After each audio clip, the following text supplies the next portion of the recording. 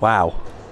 Welcome to Elland Road, where Norwich City have beaten the previous championship leaders, Leeds United, and their esteemed head coach, Marcelo Bielsa, 3-1 in a game that I was so looking forward to watching. I think anyone who loves football would have been looking forward to watching.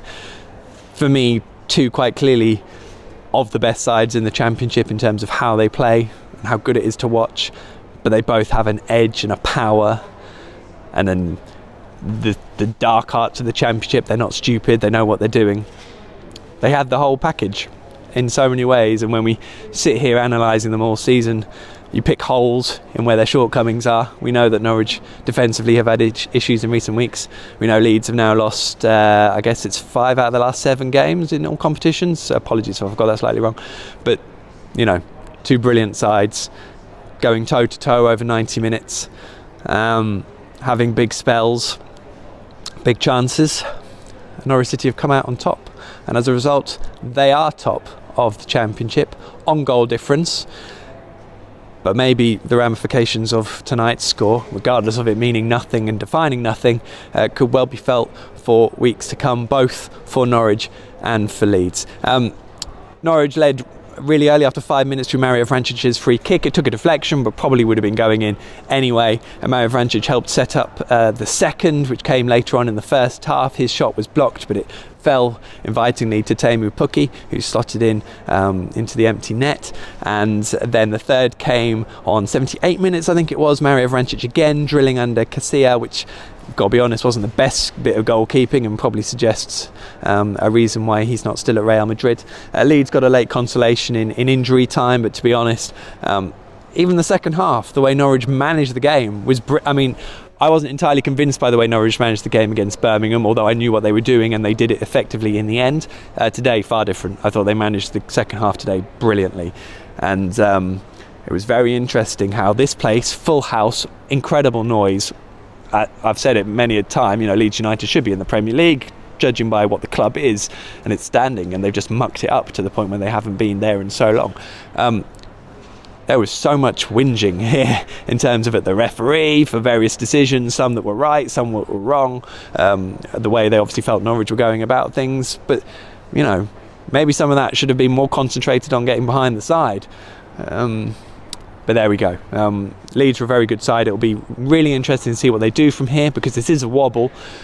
We all know what the criticisms were of Bielsa's squad before the start of the season. It's a tight group, but he pushes them really hard. Are they going to be tired? Are they going to run out of steam? Blah, blah, blah. It's nothing new I'm saying there. It's up to Leeds to prove whether they're good enough to sustain this run, because there are 3 or 4 sides behind both the top 2 really pushing them hard.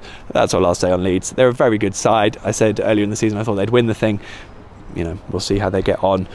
That was the toughest game Norwich have probably had all season, even though it's you know, it's a win by 2 clear goals, and probably should have been 3 ultimately if it wasn't for that late concession. It's enough about Leeds. Norwich were phenomenal. I mean, it's a lovely job to do. Obviously, I've supported Norwich all my life, and that's part of it. Been covering them for 11 years, and that does alter your dynamic and your relationship with the football club considerably. But there's a huge amount of pride in watching Norwich do what they are doing. I'm looking forward to going home and watching the game in full and nicely recorded. I'm sure if you were watching at home you would have enjoyed it too, because this was so grown up. And again, I came away from the Sheffield United game. The back 4 is so young. Max Aarons, Jamal Lewis, Ben Godfrey, Christoph Zimmermann. I mean, we know they're the 4 because we've seen them there week in, week out. But you forget their ages. They're so young, so inexperienced. And I know they've got an experienced goalkeeper behind them and other experienced players on the pitch, but you know, that is some performance tonight. And even Daniel, after the game, Daniel Farke, he said, look, I'm looking at the bench and I can see Grant Hanley and I can see Jordan Rhodes. I'm thinking, I hope I haven't got this wrong. But the players are just delivering for him. They're doing what he's asking them to do, and they're doing it in such a collective way. The team spirit is fantastic. The energy was great. You know what? The quality wasn't always there with the ball, and at times they invited trouble on. I worried at times that the game was too big for some of the players. I thought Onel Hernandez had a real wobble at periods in the game, but you know what? He came good in the end, especially in that second half where Norwich were just finally able to calm things down. And that really just adds to how impressive a game this was. It wasn't a perfect performance, but I tell you what, if they perform like that for the rest of the season, they'll win the division. That's pretty straightforward, really, and we can let everyone else worry about who finishes behind them. 16 games to go now. Norwich, of course, have only picked up 3 points. They've got a game next Sunday against the side bottom of the league, Cut Adrift, who are just happen to be local, dear and near neighbours, with a manager who is so heartfelt back at Carrow Road, but will be desperate to put one over his former side, to the extent of probably not even caring if they stay up or not. It's going to be a phenomenal game on that Sunday. I put it specifically to Mario Vrancic, you're not going to underestimate it, are you? And he said no. So let's hope that is very much the case. Because it was interesting talking to Tim Krul. He said the level in training before this game was phenomenally high, and that almost set the tempo for what they were going to be like tonight. And likewise, both players said about enjoying the game, as did Daniel Farke. Enjoy the game, enjoy the pressure. And this was a serious place. There was serious atmosphere, intimidation, I suppose you could put it. A real occasion, proper match. And people can go on about how you want to be involved in these occasions, but then when you stood there on the pitch in the middle of it, you work out whether you really do want to be in those occasions or not. But Norwich showed such an enjoyment for what they were doing, and they really embraced it. And I don't know if you could say that about Leeds, in all honesty. So what a position to be in. Lots more will play out over the coming weeks. No one should be getting very, very excited, because there is such a long way to go and so much still to prove.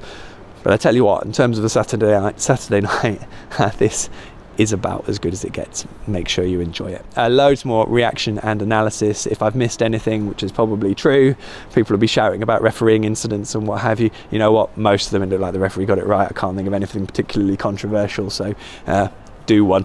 There you go. PinkUn.com for all the analysis, reaction from Daniel Farke and all the players and what have you, and our verdicts too. Of course, there's the PinkUn app too, so make sure you check all that out. And we'll see you over the course of next week, when of course we prepare for Ipswich Town's visit to Carrow Road. What a joyous occasion that should be.